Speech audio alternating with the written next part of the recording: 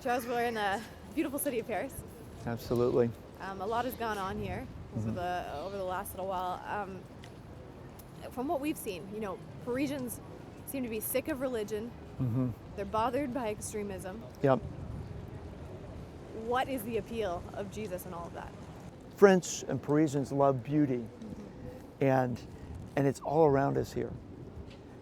And in fact, in the lifestyle, the way they eat, the way they enjoy life, the joie de vivre, all these things. But at the same time, despite that, France has one of the highest rates of antidepressants in the world because they threw God out decades and centuries ago, before the attacks and since the attacks. So many people say, peace in the world peace. And what I think they're really seeking is peace for themselves.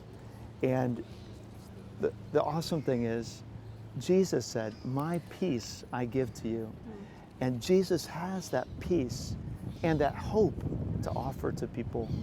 And that is what we want to be able to share with the people who are hurting, who are suffering, who have lost loved ones.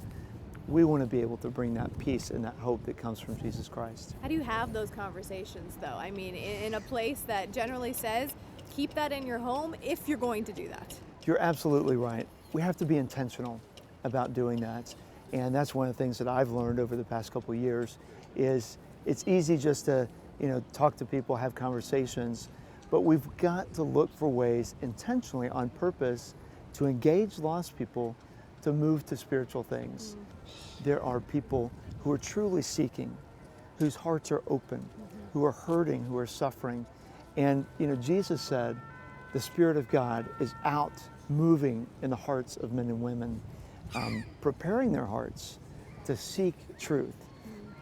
And so those are the people that we're looking for, who are open and who want to have those conversations. I know that the Greater Europe Mission, kind of emerged after World War II, That's right. When this part of the world is very wounded. Yes. Is this that same type of time? It's not exactly the same, but I see similarities with where we are today, with people hurting and looking for answers. What is the meaning of life? Where can I find peace? What is true? What is right? And so, yes, I think this is an opportunity that God is allowing in the midst of a very difficult and intense time for us to be able to step in the gap and say, hey, we know Jesus Christ. We have answers that we want to share with you. Could France, the secular country per se, could it be the catalyst for the rest of Europe? France is such a leader in so many ways. France is a very significant player in Europe. Then when you think of all the Francophone countries, the French-speaking countries that have been colonized formerly around the world, you have that in Africa, you have in Asia, you have Canada. You have countries that look to Paris, that look to France as a leader. And imagine if God could use a time like this for the true light of Jesus Christ to grow and to really make an impact on people's lives. Charles, the hashtag Pray for Paris. Yeah. What is your prayer for this country? Yeah. It's very interesting, the response that we've seen from the secular community, and maybe you've seen that, others have seen it. Hey, we don't need any more prayers in Paris. We don't need more religion.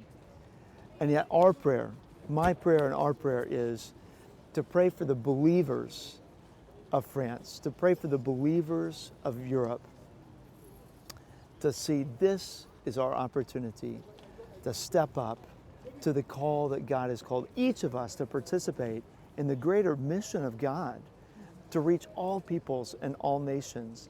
And so my prayer is for boldness and courage, and to be willing to step up, take up our cross, and to follow Christ, whatever the cost, and to represent Christ and bring the light and the hope of Jesus Christ to those around them.